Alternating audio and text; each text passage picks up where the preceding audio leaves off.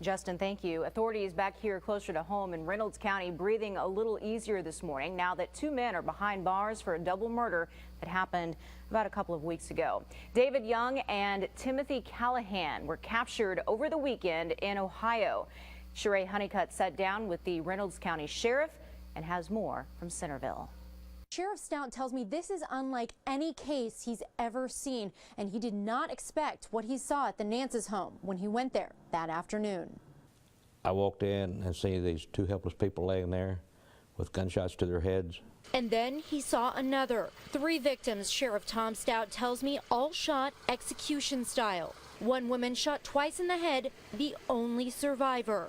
She's going to have to live with this the rest of her life and wonder what's behind me. But through the trauma, she was the one who led them down the right path. It's just unbelievable that this lady was a survivor, so much a survivor, being shot twice in the head, and yet able to give every time the same answer. Like when she was describing a gun, she described it to a T. Now, after almost 2 weeks, 2 men, David Young and Timothy Callahan, are under arrest after fleeing the state to Ohio. Stout says the men went to the home to rob James Nance. They came away with a few $1,000s, and Stout says 3 victims left in their wake. It's not worth it. You know, I mean, $1 million is not worth a life.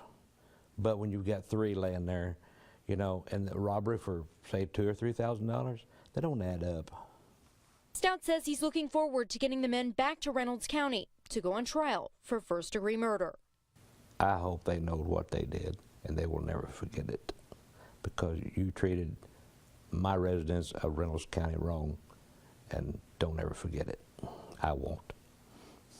Sheriff Stout tells me one of his deputies interviewed Callahan, and in that interview, Callahan confessed to the murders. Now, I spoke with Michael Randazzo, who is the prosecuting attorney here in Reynolds County. He says that he's going to be asking for the death penalty in this case and nothing less. Live Local Now, Sheree Honeycutt, Heartland News. Both men are expected in an Ohio courtroom later on this morning for an arraignment. We'll be following as Callahan and Young make that court appearance. Look for breaking news on our mobile app, or of course check us out on Facebook. We'll be pushing updates as soon as those become available.